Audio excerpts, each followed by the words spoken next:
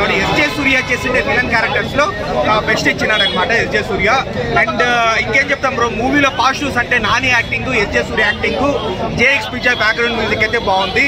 Negatives అంటే మనకు కొంచెము అక్కడక్కడ కొంచెం బోర్ అనిపిస్తుంది అనమాట. మనకు వచ్చేసి అక్కడక్కడ కొంచెం లాగ్ అనిపిస్తుంది, ఒక ఫ్లాట్ నరేషన్ మనకు ఉంటుంది అనమాట. సో అది ఇంకా ఇంప్రూవ్ చేస్తుంటే చాలా బాగుండేది.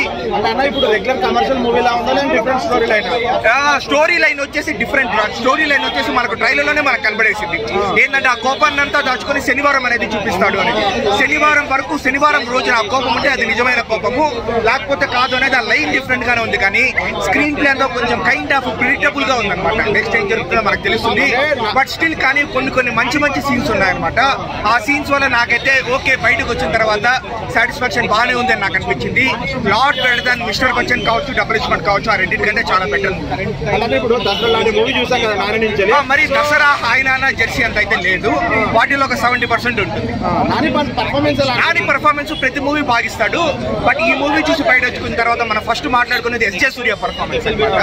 ఎస్జే సూర్య అయితే నెక్స్ట్ లెవెల్ లో పర్ఫార్మెన్స్. అంటే కంప్లీట్ గా నానిని డామినేట్ చేశాడు ఎస్జే సూర్య?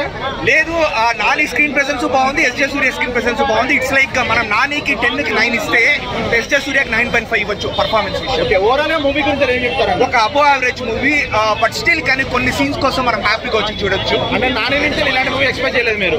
నాని నుంచి లేదు బ్రో, నేనైతే కంప్లీట్ ఒక action drama, action thriller movie మనం నాని నుంచి అయితే నేను ఎక్స్పెక్ట్ చేయలేదు. ఈ మూవీలో కూడా ఏదో కొన్ని సాంగ్స్ డైవర్షన్స్ ఉంటాయని నేను అనుకున్నాను, కానీ బట్ ఏదో ఒకే ఒక సాంగ్ ఉంది, అది కూడా ఏదో స్క్రీన్ ప్లేలో సాగుతుంది. రిమైనింగ్ అంతా యాక్షన్ అని అనమాట. Thank you. గురువారం అన్నారు, సారీ శనివారం అన్నారు, గురువారమే వచ్చేసారు. ఈ విధంగా సినిమా అండి. సో ఒక వ్యక్తికి కానీ ఒక ఊరికి కానీ ధైర్యం రావాలి అంటే మినిమం 2 hours 15 minutes సినిమా తీయాలి అనేటువంటిది మూవీ కాన్సెప్ట్ అంటే ఇది. సో ఆ ధైర్యం నాని పోసారా, లేకుంటే నాని మదర్ పోసారా, లేకుంటే సాయి కుమార్ గారు పోసారా అనేటువంటిది మీరు స్క్రీన్ లో చూసుకోవాల్సింది. అండ్ ఇందులో ఓవరాల్ గా సూర్య గారి యాక్షన్ వైలెంట్ గా ఉంది, నాని గారి యాక్షన్ సైలెంట్ గా ఉంది, ఆశీష్ విద్యార్థి యాక్షన్ డిఫరెంట్ గా ఉంది. So this is the story line of the person action who acted in this movie and very good.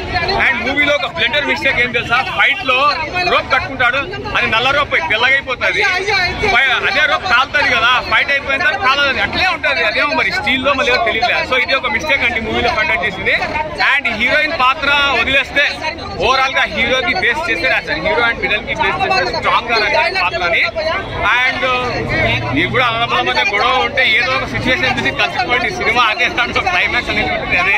Ashish విద్యార్థి అండ్ సూర్య ఈ వీళ్ళిద్దరి పగకి నాని బలి అయ్యాడా, లేకుంటే నాని కర్తవ్యానికి వీళ్ళిద్దరూ బలి అయ్యారా, లేకుంటే ఎస్జే సూర్య ఆశీష్ విద్యార్థి యొక్క కర్తవ్యానికి 3 పిల్లలు బలి అయ్యారా అనేటువంటిది మీరు థియేటర్ లో శనివారం హీరోయిన్ లేదని చెప్తున్నారు.